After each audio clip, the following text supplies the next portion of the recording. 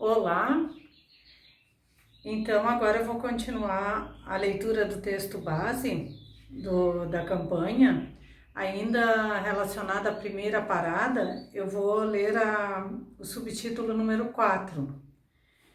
E antes, então eu vou cantar a segunda estrofe do hino da campanha da fraternidade. E só para lembrar de vocês não esquecerem, compartilhem essa leitura. Vão lá no meu canal no YouTube, compartilhem, comentem, né? Vamos propagar esse texto da campanha da fraternidade que está tão bom, né? Está nos fazendo refletir bastante sobre as atitudes, né? Que a gente tem as coisas boas que a gente tem que fazer, está fazendo um bom panorama da realidade também, da triste realidade que estamos vivendo. Então vão no meu canal, compartilhem, comentem. Venham todos vocês, meus amigos, caminhar com o Mestre Jesus. Ele vem revelar a Escritura, como fez no caminho Emaús. Ele vem revelar a Escritura, como fez no caminho Emaús. Em nome de Cristo, que é nossa paz, em nome de Cristo, que a vida nos traz, do que estava dividido, unidade Ele faz. Do que estava dividido, unidade Ele faz. Violência nunca será a saída.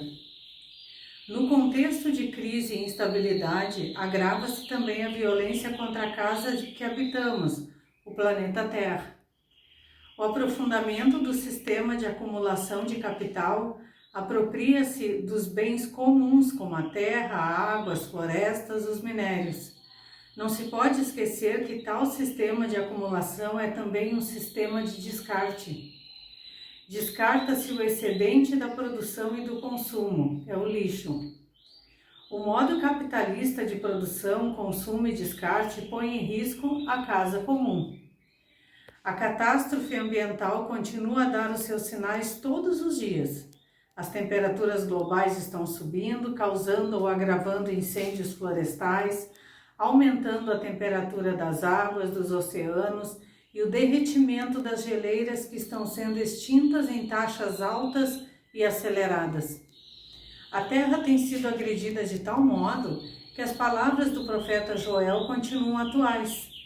Os campos estão devastados, as terras de luto, o trigo devastado, o mosto em falta, o azeite fresco estancado. Não desaparece o alimento diante de nossos olhos, e na casa do Senhor a alegria e o júbilo? Os grãos ressecaram sob as glebas, os silos estão devastados, os celeiros demolidos, pois o trigo está em falta. Como geme o gado, os rebanhos de bois vagam, já não há pasto para eles. Até os rebanhos desfalecem. A ti, Senhor, eu clamo. O fogo devora as pastagens da estepe.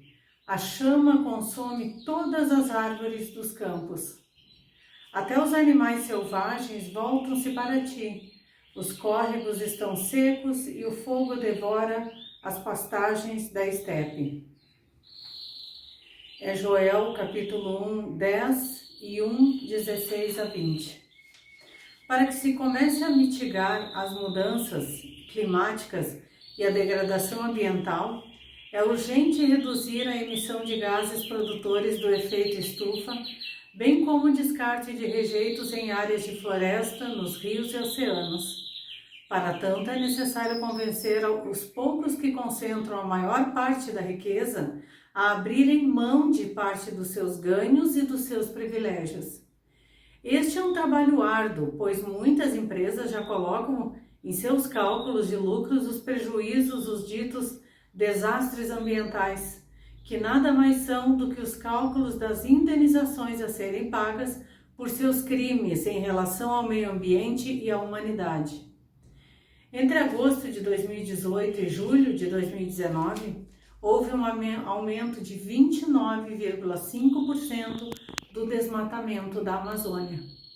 Foi desmatada uma área de 9.762 quilômetros quadrados, a maior em mais de uma década.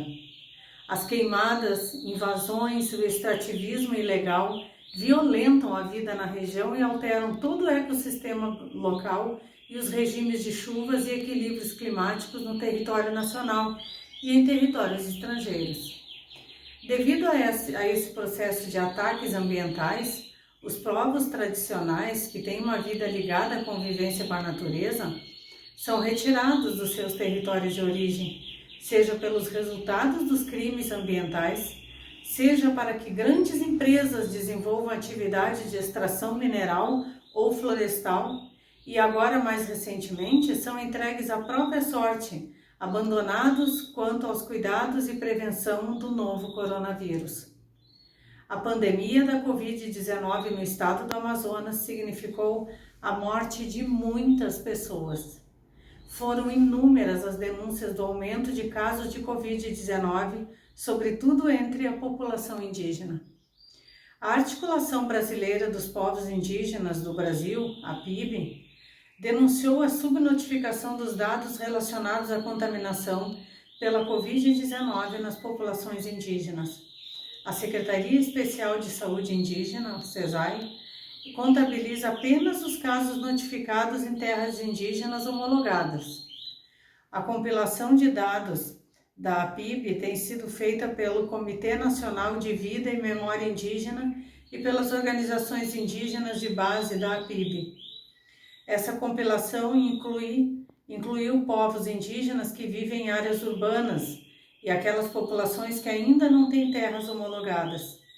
Para isso, servem de referência os dados das Secretarias Municipais e Estaduais de Saúde e do Ministério Público Federal. No dia 4 de julho, havia 11.270 casos confirmados entre os povos indígenas, sendo que 418 indígenas morreram. O número de povos indígenas afetado é de 120. Para as organizações indígenas, a pandemia representa um novo genocídio para os seus povos. A violência contra a terra e os povos originários é muitas vezes legitimada por um discurso religioso reativo, que no centro da crise e das situações de instabilidade recorre às suas relações fundamentais de dominação. Sob a forma de missões ou sob a pretensa justificativa de espalhar a fé em Jesus, grupos missionários invadem os territórios indígenas, desrespeitando, deslegitimando o modo de viverem a sua fé, associando-a a algo demoníaco. A religião é manipulada para promover limpeza étnica com o objetivo de liberar os territórios dos povos originários e tradicionais para as mineradoras, por exemplo. Então, assim, termina o subtítulo 4 da primeira parada.